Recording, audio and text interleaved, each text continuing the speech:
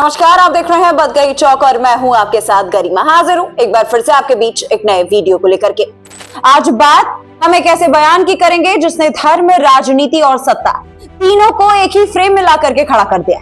केंद्रीय गृह मंत्री अमित शाह ने गांधीनगर से जो कहा उसके मायने सिर्फ एक धार्मिक मंच तक सीमित नहीं रहते, बल्कि उसका राजनीतिक संदेश बहुत दूर तक जाता दिखाई दे रहा है। शाह ने साफ शब्दों में कह दिया है कि जो सरकार सनातन धर्म के मूल्यों को कायम रखने में विफल रहती है वो फिर सत्ता में नहीं लौटेगी।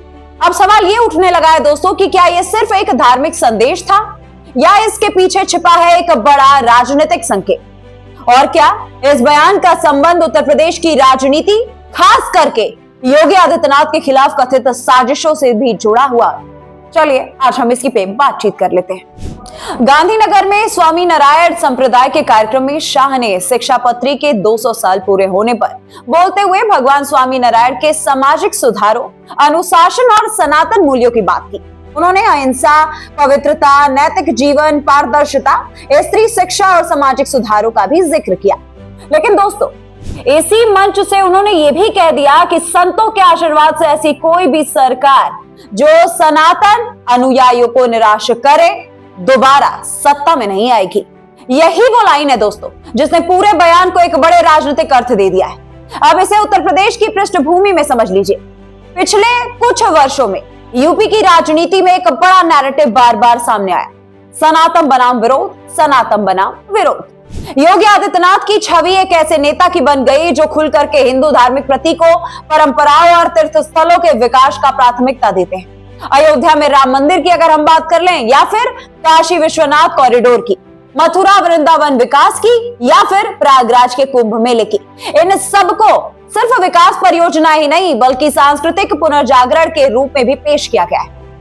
काशी की बात करें दोस्तों तो वाराणसी में काशी विश्वनाथ धाम कॉरिडोर का निर्माण सिर्फ एक इंफ्रास्ट्रक्चर प्रोजेक्ट नहीं था, बल्कि यह संदेश था कि सदियों पुरानी धार्मिक आस्था को आधुनिक स्वरूप दिया जा रहा है।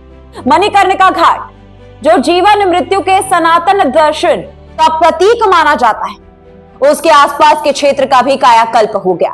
घाटों की सफाई, रोशनी, सुविधाएं, ये सब एक प्रतीकात्मक बदलाव की तरफ दिखाई देने लगा। सरकार सिर्फ विकास ही नहीं बल्कि आध्यात्मिक विरासत पर भी काम कर रही है। अब प्रयागराज की ओर आ जाइए। कुंभ और अर्ध कुंभ के दौरान प्रयागराज को जिस तरह से वैश्विक स्तर पर पेश किया गया, वो भी एक बड़े सांस्कृतिक आयोजन से ज्यादा सनातन पहचान के प्रदर्शन जैसा था। संगम, साधु संत, अखाड़े, इन सबको राष्ट्रीय पहचान से जोड़ दिया गया। योगी सरकार ने इसे प्रशासनिक दक्षता के साथ साथ धार्मिक आस्था के सम्मान के रूप में भी प्रोजेक्ट कर दिया। यही वो जमीन है जहां अमित शाह का बयान एक अलग रोशनी में देखा जा रहा है। सवाल उठ रहा है, क्या पिछले कुछ समय में जो सनातन को लेकर के बयानबाजियां हुई, जो राजनीतिक आरोप और प्रत्यारोप हुए, क्या वे सिर्फ चुनावी बयान थे या सचमुच में एक वैचारिक टकराव?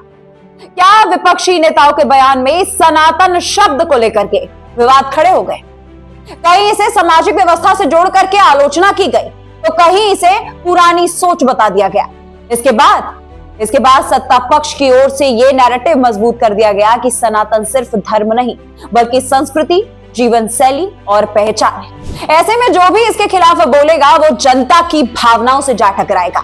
अब यहीं से योगी के खिलाफ साजिश वाला सवाल जो है वो सामने आया। राजनीतिक विश्लेषकों का ये एक वर्ग कहने लगा है दोस्तों कि योगी आदित्यनाथ की लोकप्रियता का बड़ा आधार उनकी धार्मिक पहचान और सख्त प्रशासनिक छवि।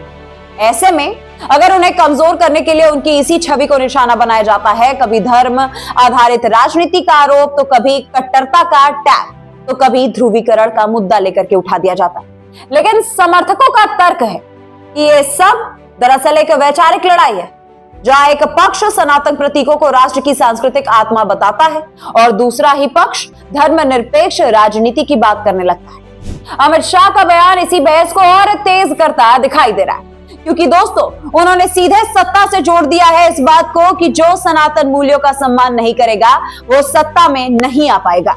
अब आप जरा सोचिए कि क्या ये संदेश सिर्फ गुजरात के मंच तक सीमित रहने वाला है या फिर ये एक व्यापक राजनीतिक संकेत बन गया, खास तौर पर उन राज्यों के लिए जहां धार्मिक पहचान और सांस्कृतिक मुद्दे चुनावी विमर्श का बहुत बड़ा हिस्सा बनते रहे।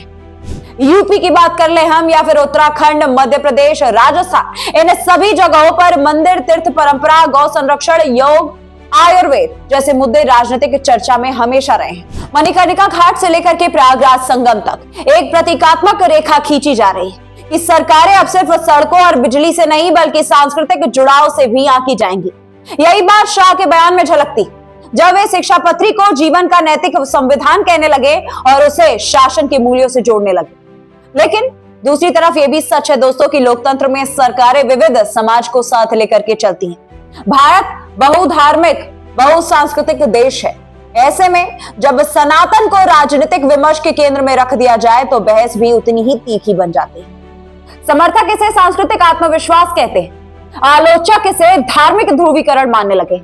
यही वजह है कि शाह का बयान सिर्फ धार्मिक नहीं बल्कि चुनावी रणनीति के संदर्भ में भी पढ़ा जा रहा है। क्या यह संदेश है कि आने वाले समय में सनातन सम्मान का एक बड़ा चुनावी मुद्दा बन जाएगा? क्या यह संकेत है कि जो दल या फिर यूं कहे कि जो नेता इससे दूरी बनाएगा उसे जनता का समर्थन कम मिलने लगेगा?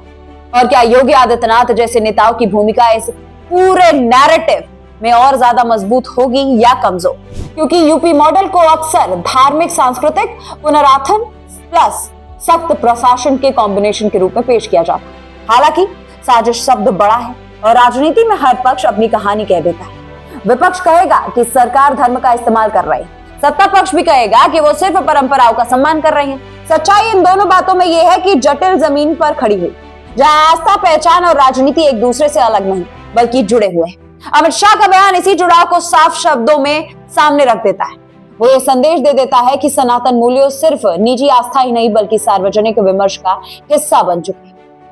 अब दोस्तों फिर से हम एक बार और बात कर लेते हैं अमित शाह के उस बयान की। अमित शाह ने जो ये बयान दे दिया है इसको सुन करके साफ तौर पे लगता है कि उन्होंने कहीं ना कहीं निशाना योगी आदित्यनाथ को बना लिया है। यहाँ बड़ा सवाल यही है कि क्या आने वाले समय में सनातन भारत की राजनीति का केंद्रीय मुद्दा बनता जाएगा? क्या योगी जैसे नेता इस दूरी पर और मजबूत खड़े हो जाएंगे या फिर देश की बहस विकास बनाम पहचान के बीच झुलसती रहेगी? फिलहाल इतना तो तय है कि गांधीनगर से दिया गया ये जो बयान है वो सिर्फ एक समारोह की बात नहीं बल्कि आने वाले राजनीतिक विमर्श की दिशा का संकेत बन चुका है। आप क्या सोचते हैं? क्या धर्म और सत्ता का ये जुड़ाव सही है या राजनीति को इससे दूरी रखनी चाहिए? अपनी राय आप जरूर बताइए। मिलती हूं मैं आपसे अगली वीडियो में, तब तक के लिए नमस्कार।